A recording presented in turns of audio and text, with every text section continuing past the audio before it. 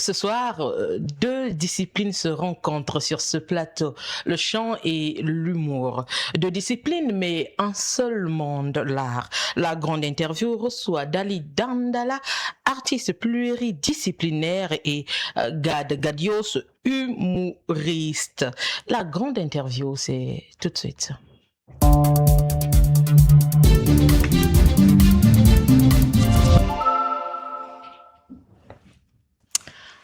Bonsoir, monsieur Zélam.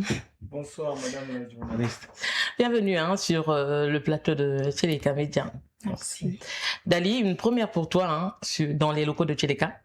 Une deuxième. Une deuxième. Comment tu te sens? Très bien, merci. Gad, comment tu te sens? Très bien.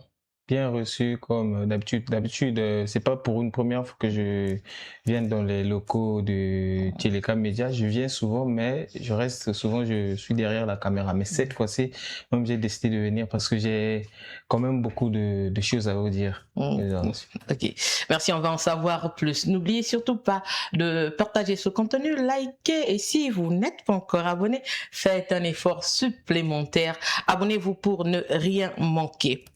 D'entrée de jeu, Gad Gadios, je commence avec toi. C'est vrai que les dames d'abord. Gad Gadios, d'entrée de jeu, nous allons parler de ton parcours. D'où tu viens? Et comment tu as découvert que tu as un don de faire rire les gens? Commençons, je suis de Dolésy, originaire de Dolésy. Je suis né à Dolésy. J'ai grandi à Dolésy. Et ce n'est que quand Juste Parfait, qui était un humoriste aussi parmi les grosses têtes de l'humour congolais, est venu faire son one-man show à Dolésy, dans la ville. Après, il a passé un casting où il avait besoin des humoristes. Mais entre-temps, j'étais déjà dans le web. J'étais dans le web, je faisais quelques contenus, même si à l'époque, c'était pas encore structuré, mais j'étais déjà dans le web. Et tu peinais à décoller? J'avais du mal à décoller, c'était mort. Mais je fonçais quand même, puisque on voulait réaliser quand même, derrière il y avait un rêve, mais pas celui de devenir humoriste, un rêve de faire rire sur les réseaux, et ça s'arrêtait juste là. Et quand Juste Parfait est venu à Dolésy, il fait son one man show, il lance un appel aux humoristes qui veulent participer, disons un casting. On a participé au casting, on a envoyé des vidéos, c'était pas drôle. C'était pas drôle. Ah, tu reconnais que c'était pas drôle. C'était pas drôle. On a envoyé. T'es quand même l'une des rares personnes qui reconnaît que avant, quand il faisait des vidéos pour faire rire les gens, ça ne donnait pas. Quand je vois mes vidéos que j'ai fait il y a 4 ans, je me dis qu'est-ce que je faisais? Mais sûrement que dans 2 ans ou 3 ans, je vais encore revenir pour dire que ce que je fais aujourd'hui, c'est pas bien. Donc, finalement, quand Juste Parfait arrive à y faire l'autre là, j'envoie ma vidéo sur WhatsApp. Et c'est 2 semaines après que son manager me rappelle que vous êtes sélectionné. J'étais content. J'ai fait, on a participé à son spectacle. Le spectacle s'est bien passé par la grâce de Dieu. Et après, on a fait un débriefing à la fin du spectacle. C'est là où Juste Parfait me dit que non, vous voyez, ce métier, c'est un métier. Hein. L'humour, c'est qu'il y a des gens qui ne prennent pas ça au sérieux. Mais en vrai, c'est un métier. D'où, si tu veux te faire former, viens à Brazzaville. Moi, je fais mes cours à l'Institut français du Congo. D'accord, on y reviendra.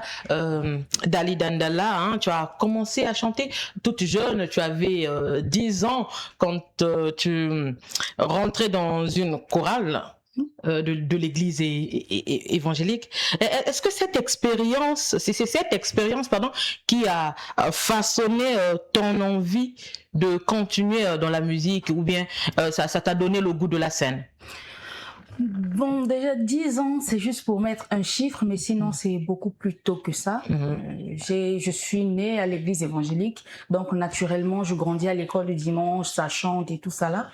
Et je dirais que c'est là que j'ai eu mes bases en chant et en art de la scène, parce que là-bas très tôt on t'expose à un public, tu te défends, et ce qui me permet d'être très à l'aise sur scène aujourd'hui. Mais vraiment le goût, comme on dit, le goût est venu en mangeant, et voilà, j'ai décidé d'en faire un métier à part entière. Et Donc, on doit comprendre par là que Dali Dandala est passé à cocher toutes les cases de l'école de dimanche. Tu es passé du niveau 1, niveau 2, jusqu'à être ado. Et après être... Fois que tu maîtrises. après ado, tu étais aussi prémonitrice ou... Bon, je ne voulais pas devenir monitrice. Pourquoi? Parce que j'aimais être enfant. Oui, si vraiment pour moi dans la grandir te faisait peur. Non, pas vraiment. Mais l'école du dimanche, c'est vraiment l'endroit où je pouvais me comporter en enfant. Oui, c'est un monde d'enfant, oui. Voilà, donc je ne voulais pas perdre ce côté-là, en fait. Et dis-nous, tu vas toujours à l'église? Non. Pourquoi tu ne vas pas à l'église? Pourquoi tu ne participes pas? Pourtant, tu chantes. Bon, je dirais que je n'ai pas divorcé avec Dieu, mais l'église m'a mise à la porte. Voilà. C'est un peu compliqué, l'église t'a mise à la porte, nous on aimerait creuser là-dessus, l'église te met à la porte alors que la Bible déclare, Jésus-Christ lui-même dit, venez à moi vous tous qui êtes fatigués, chargés, je vous donnerai du repos. Voilà, comment ça l'église te met à la porte alors que c'est à l'église de recueillir les âmes? Bon, d'où est partie cette motivation-là? On aimerait un peu comprendre là-dessus. C'est vraiment triste je vais le dire, hein, c'est vraiment triste de voir d'entendre qu'une église puisse mettre quelqu'un à la porte. Explique-nous un peu. Bon, généralement, on excommunie quelqu'un parce qu'il a commis un délit grave et tout ça là. Mais je suppose que mon délit était grave, hein, puisqu'on m'a demandé enfin, en gros, qu'est-ce qu'on te reprochait? On me reprochait de faire de la musique profane, qui n'honore pas Dieu. Voilà. Donc, je devais faire un choix. Soit je chantais pour Dieu ou pour le diable. J'ai choisi le diable, apparemment. Apparemment, tu le dis, choisis le diable. Mais moi, je crois fermement que tu n'as pas choisi le diable. Je crois fermement que Dieu est dans nos cœurs. Je crois fermement que Dieu te connaît et il t'aime. Bien sûr. C'est lui qui m'a donné le don. Amen. J'ai envie de le dire. Excusez-moi, ça. Comme ça. Donc, au-delà du chant, tu es aussi percussionniste, danseuse et comédienne. On aimerait un peu comprendre comment ces différentes disciplines intègrent ton identité. Bon, on va toujours repartir à l'école du dimanche. C'est vraiment une école où vous apprenez dans l'état et c'est vraiment de là qu'est parti mon côté ouvert. Je peux incarner un rôle, je peux chanter, je peux danser parce que très tôt, vraiment, j'ai reçu des bonnes bases et dans n'importe quel univers, bon, pas peut-être le dessin, mais dans l'art, je peux vraiment jouer beaucoup de rôles. D'où je suis polyvalente et tout ça là. Donc c'est un peu ça encore. On y reviendra. Gad, ton nom? C'est ton nom de scène, Gad Gadios. Mais pourquoi tu l'as choisi? Est-ce que ce n'était pas pour se rapprocher du célèbre comédien Ngadja Ngadios, ou c'est juste pour toi une autre source d'inspiration? C'est une autre source d'inspiration, je dirais, parce que moi, quand j'ai pris ce surnom, parce qu'à l'époque, dans le quartier, on m'appelait Gadios. Je ne savais pas qu'il y avait un humoriste, disons un comédien, qui s'appelait Ngadios. Parce que c'est bien après que j'ai découvert, parce que moi, à l'époque, j'étais pas trop fan aussi de la comédie de la RDC. Genre, ce que nos frères de la RDC font, j'étais pas trop focus sur ça. Pourquoi ça ne t'attirait pas? Tu trouvais ça trop j'ai pas envie de dire. Pas que je ne trouvais pas, je pense que c'est le mot drôle que vous voulez employer, mais c'était drôle, mais sauf que moi j'ai grandi dans un univers où c'était drôle, mais tu trouvais ça vulgaire peut-être? Non, pas vulgaire. J'ai grandi dans un univers où on parlait beaucoup plus ce qui te parle, de l'Isie, Pointe-Noire. Généralement, pour voir quelqu'un parler, une personne parler lingala, c'est difficile. Donc du coup, la barrière c'était la langue. Exactement. J'étais beaucoup plus fan des contenus qu'on faisait en Kituba. Je préférais, à cette époque, je préférais suivre des comédiens de l'époque comme des Papa Cravate, Papa Bidoué, Papa Zébron et tout ce monde-là. En fait.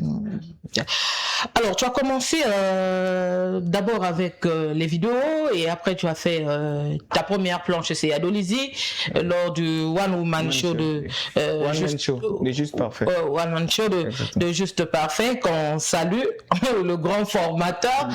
Et t'es à Brazzaville, tu viens à Brazzaville parce que Juste Parfait te dit de venir à Brazzaville, il a une école, ou soit tu as une autre raison derrière. Qu'est-ce qui t'a vraiment fait venir à Brazzaville?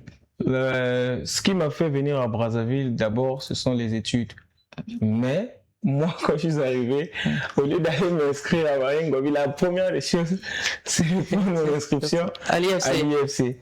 Pourquoi? Parce que quand je suis arrivé, à cette époque, il y avait pas, ils n'avaient pas encore lancé les inscriptions. Et du coup, on avait déjà commencé avec les ateliers. Donc je m'étais déjà inscrit parce que c'était un rêve pour moi. J'avais pratiquement écouté tout ce que Juste Parfait m'avait dit à Dolezi parce qu'on était 3, mais finalement les autres n'ont pas appliqué. Donc je vais peut-être pas citer leur nom, mais moi c'était vraiment mon rêve de devenir humoriste parce que je voyais tout le temps ces humoristes à la télé, Juste Parfait, Welfare, Kaya, Cerveau Magique, je les voyais à la télé. Je me dis que non, moi c'est un jour je dois faire ça comme eux.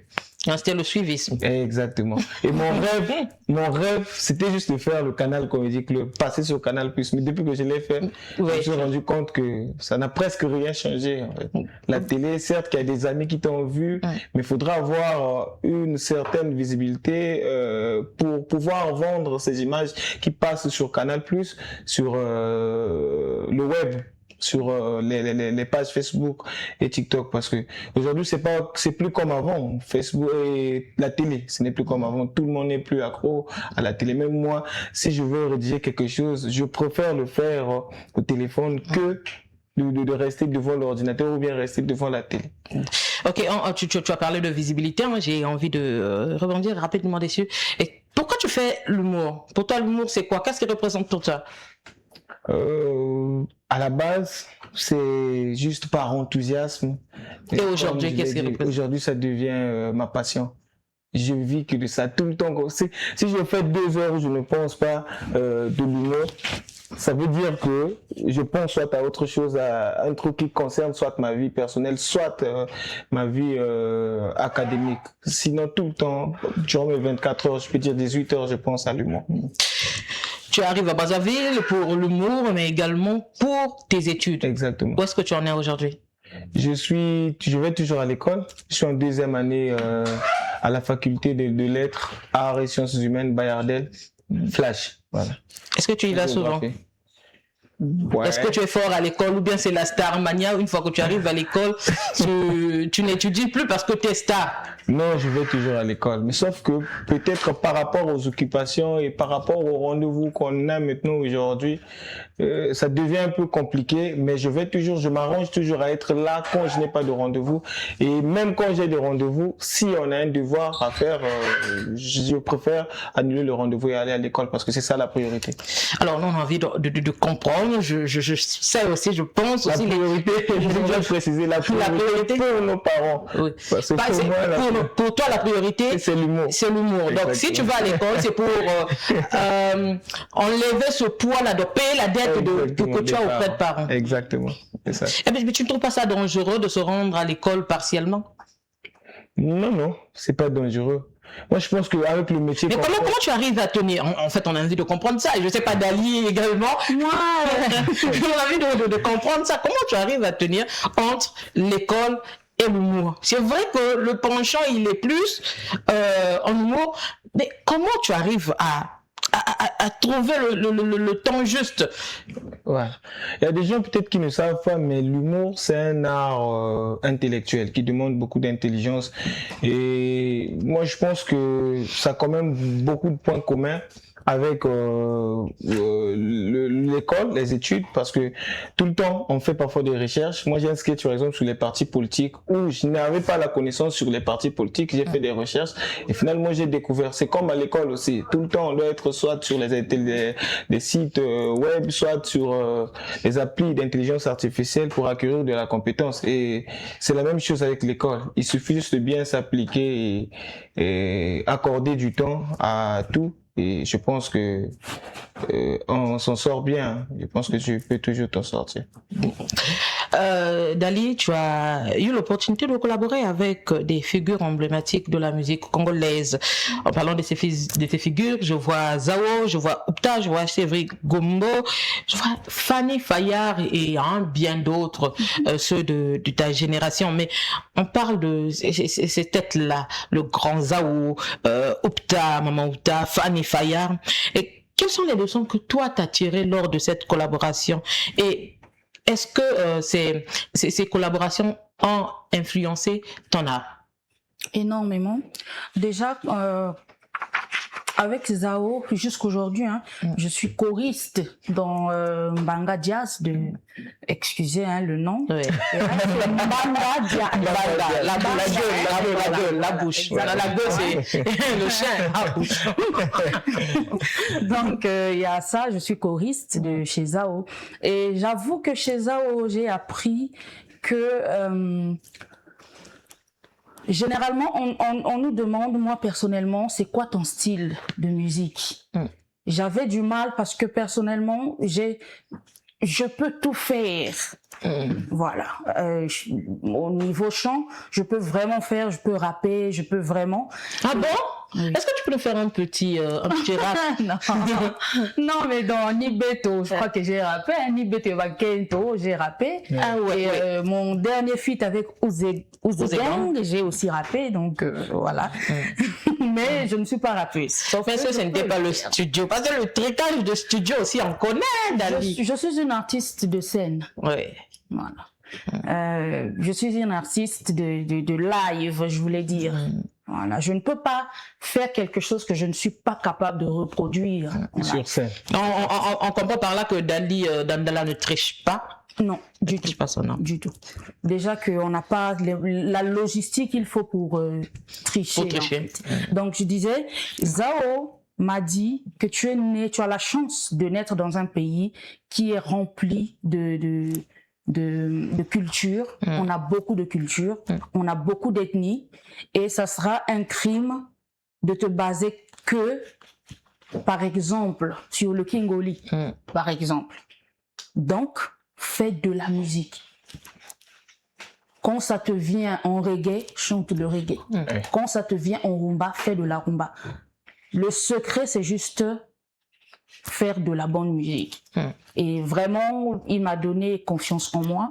Aujourd'hui, je dirais que je fais de la musique de Dali Dandala. Je ne suis pas dans le style de quelqu'un. Maintenant, avec les cases, certains vont dire que je suis dans l'afro-pop, l'afro-soul. Ça n'engage que moi, je fais de ma musique. Et donc aujourd'hui la musique de Dali Dandala c'est quoi? Si on peut mettre un nom sur la musique de Dali, c'est vrai quoi? Je dirais que je suis dans la world music, qui veut simplement dire musique du monde. Je peux faire la musique des Américains. Oui, tu touches à tout. Voilà. Elle peut pourtant aussi revenir sur la musique religieuse. Pourquoi pas? Oui, mais Dandala, j'ai vu une vidéo de toi, je pense que c'était sur un cantique Kintwadi. Ouais. Tu as publié, même si l'église t'a mis dehors, mais l'église n'a pas fermé le cantique Kintwadi pour toi. Maintenant, j'en ai dans le tibia. Ouais. C'est comme ça, mais bon. La musique religieuse, je ne dirais pas non, sauf que je ne veux pas faire du nom de Dieu un commerce. Oui. Si j'ai envie de louer mon Dieu, je le fais. Je fais une chanson pour les gens qu'ils écoutent, mais pas pour mettre dans un album, les plateformes pour que les gens achètent. Non. Non, c'est même pour ça que je n'ai pas voulu faire le gospel. Et pourquoi tu t'interdis ça? Parce que je suis qui pour vendre le nom de Dieu? Je suis personne. Il ne m'a pas dit Dali, prends mon nom, va vendre. À la croix, il a payé nos péchés gratuitement. Voilà. Donc, je ne vois pas. Parce que pour moi, la musique, c'est un boulot. Maintenant, si je dois faire la musique religieuse, je mange quoi? Je mange quoi? Donc, je fais la musique du diable, tout en sachant que... la musique du diable, c'est un peu abusé. Faire la musique du diable, moi, franchement, je suis choquée. Vraiment, c'est comme ça qu'on a qualifié ça, donc voilà, j'assume. Donc, voilà. Après, les directs, hein. Moi, ça me rappelait la ref. Le diable ne part pas en vacances. Satan n'est pas ton ami. Il ne restera pas ton ami. Mais, en tout cas, nous allons partir dans le camp d'ennemis pour arracher tout ce que le diable a volé. Ok. Dali, la compagnie Musée a joué un rôle très important dans ta formation aux percussions et à la danse. Dali, nous on aimerait comprendre, tu es une excellente chanteuse, mais pourquoi c'était important pour toi d'aller apprendre ou se former à ces disciplines? Oh, ok. Déjà, j'avais raté mon BPC et dans ma douleur, je voulais pas rentrer à la maison parce que tout de suite on va te poser des questions, certains vont se moquer et je me suis retrouvée par hasard à Sony-la-Boutoncy où il y avait un groupe qui jouait de la percussion, c'était juste magique. Vraiment, pendant un bon moment, j'avais oublié que j'avais raté mon examen. J'étais là, ils étaient en train de jouer et les hommes et les femmes, c'était trop beau. Et l'image m'est restée en tête et c'est des années après que finalement, ils m'ont fait appel. Je suis partie dans la compagnie Musée en tant que chanteuse, choriste. Et à la fin, j'ai dit, mais si les filles font ça, pourquoi pas moi? Donc, j'ai fini par apprendre.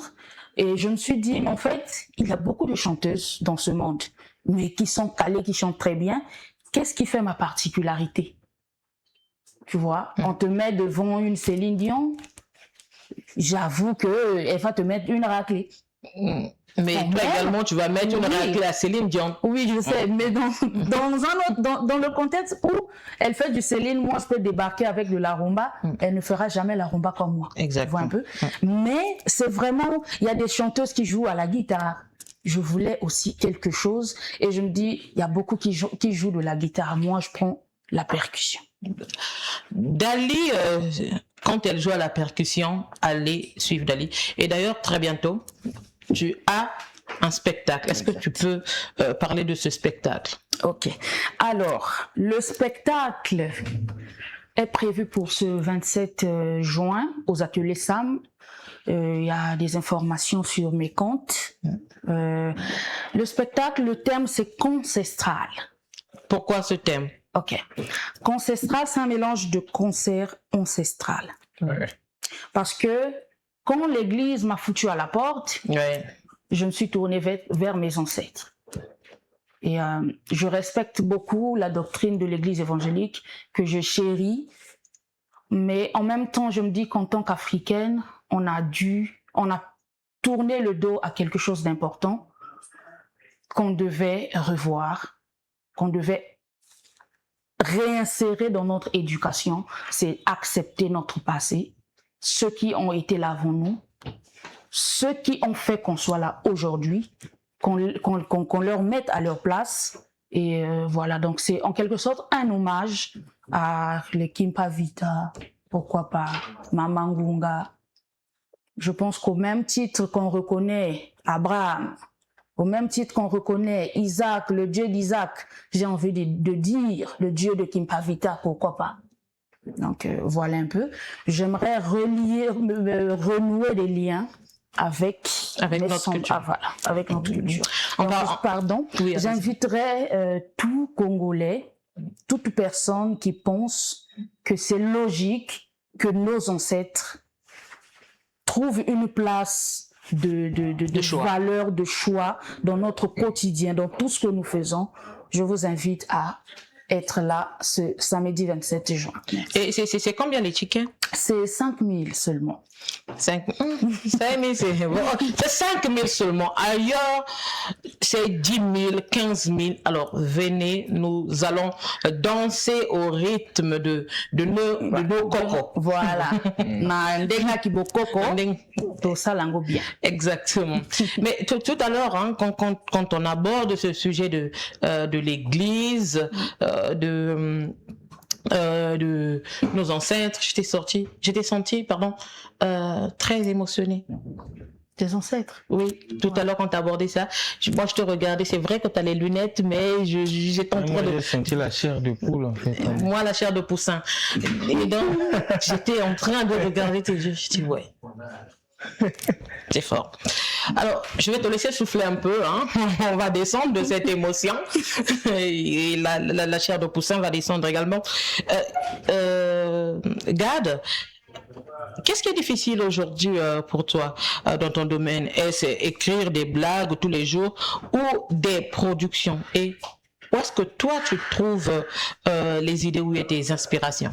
Ouais, ce qui est difficile dans ce que je fais, c'est, on dirait pas plutôt, excusez-moi, on dirait pas la production, mais peut-être l'écriture. Les deux sont difficiles parce que du moment où tu as maintenant des producteurs qui te produisent de façon régulière, tu vas remarquer que tu auras du mal, tu vas forcément perdre le côté écriture. D'où je pense que les deux, ça nous manque parce que si aujourd'hui on arrive à avoir des producteurs, des gens qui sont capables, des mécènes qui sont capables de mettre de l'argent pour qu'on aille de l'avant, je pense que eux aussi, ils doivent pas accélérer leur manière de produire parce que nous aussi, l'artiste doit avoir un moment de, comment on appelle, soit afin de s'inspirer. Pourquoi il a tort, il a tort parce que je pense que beaucoup, on s'engage dans un chemin, on ne s'attend pas à devenir grand. Oui. Dès que tu as déjà lancé le pied, tu dois voir loin. Dans 2 ans, dans 3 ans, est-ce que je ne vais pas trouver quelqu'un qui va commencer à me demander? Il y a des gens qui signent des contrats où on te dit, en 10 ans, tu dois sortir 10 albums. Tu fais comment? Tu dois les pondre et ça doit avoir de la qualité. C'est à toi de mouiller le maillot. Tu voulais qu'on te soutienne? Ok, maintenant qu'on te soutient, bah fais le taf. Moi, je pense que ça perd beaucoup plus de côté écriture. Pourquoi je le dis? Parce que au fur et à mesure que tu avances, forcément, tu as une visibilité qui se rapproche de toi. Mais non. Après, est-ce que dans votre semaine, vous n'avez pas arrivé à un moment où tu arrives sur scène, les gens, dès qu'on a dit, mesdames et messieurs, veuillez accueillir Dali Nana, tu remarques qu'il y a le public qui crie, ah, Dali, Dali. Parfois, il y a des moments où tu racontes, pour nous les humoristes, tu racontes des blagues qui ne sont pas du tout drôles, mais les gens rigolent. Drôle pour toi. Voilà, pour tout le monde. Qui ne sont pas du tout drôles, mais les gens rigolent parce que c'est Dali, parce que tu as maintenant un an. D'où je dis que forcément, tu vas perdre légèrement le côté écriture, mais... Je suis pas vraiment d'avis, parce que Michael Jackson, permets-moi l'exemple, Michael Jackson, c'était le gars le plus occupé, le gars le plus produit au monde. Personne ne pouvait lui refuser une production. C'est le gars qui a donné la même qualité. Je dirais même plus il évoluait, plus il augmentait en niveau. Tu vois? Oui. Il faut puiser vraiment. Et ce qui est bien dans ce genre de contexte, c'est vraiment savoir s'entourer des personnes.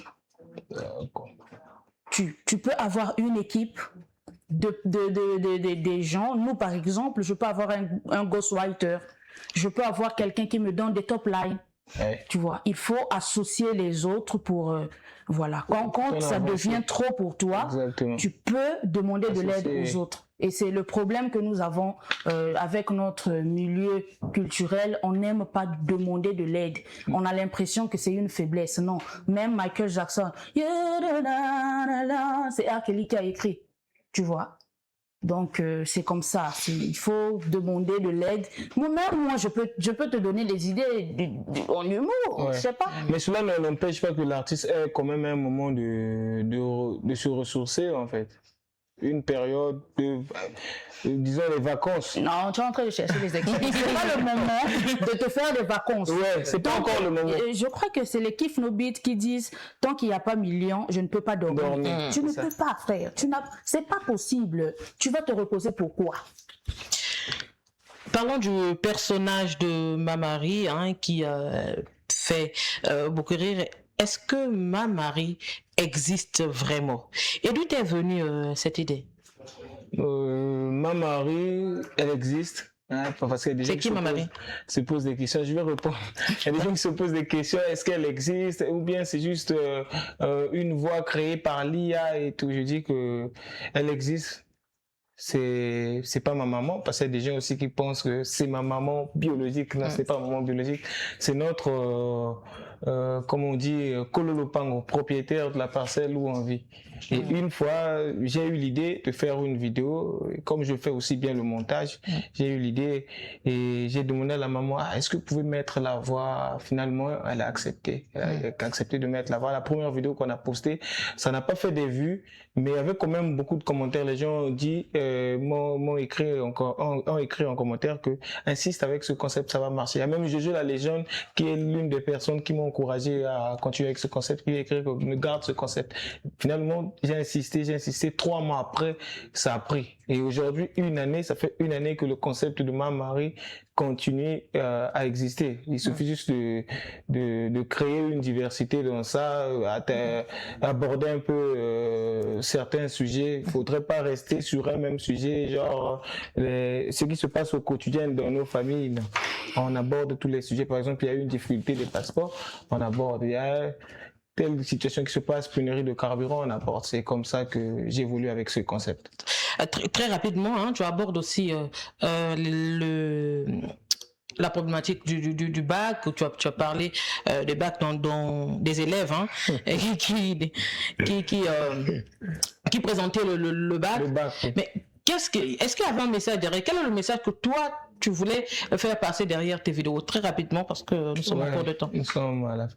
Donc je disais, le message dans la vidéo, c'est que les gens doivent se prendre au sérieux, parce que pendant la période du bac, j'ai joué 2 personnages où j'étais militaire, l'autre j'étais élève. L'élève, c'est celui qui est venu honnêtement auprès de Dieu pour dire que finalement, je ne suis pas intelligent, je reconnais avec honnêteté que je ne suis pas intelligent, mais tu es le Seigneur Tout-Puissant, tu peux faire quelque chose. Est-ce que ce n'est pas encourager la paresse? Non, ce n'est pas encourager la paresse. Au contraire, parce qu'il y a des gens aussi qui fournissent des efforts, mais qui n'arrivent pas à acquérir de la compétence, qui n'arrivent pas à comprendre ce qui se passe sur la classe. D'où l'autre personnage, j'étais surveillant, où j'étais en train de conscientiser ceux qui passent leur temps en boîte de nuit et pour venir composer sans rien avoir dans la tête. Parce que partir en boîte, au moins, c'est bon. Mais quand tu es là, fumer du tabac qui détruit le cerveau, qui appauvrit l'esprit, finalement, tu n'es plus fait pour être élève, en fait. Tu n'auras plus des aptitudes pour être étudiant ou bien élève. Alors, Dali, récemment, tu étais au Canada, tu as participé tu as effectué une résidence artistique remarquée et tu as participé au Festival international Nuit d'Afrique. Peut-on parler de cette expérience? Qu'est-ce que ça représente pour toi? Bon, déjà, le simple fait de voyager grâce à mon talent, c'est énorme. Et aller au Canada, c'était une expérience tant dans le changement climatique, le changement, comment vous appelez ça?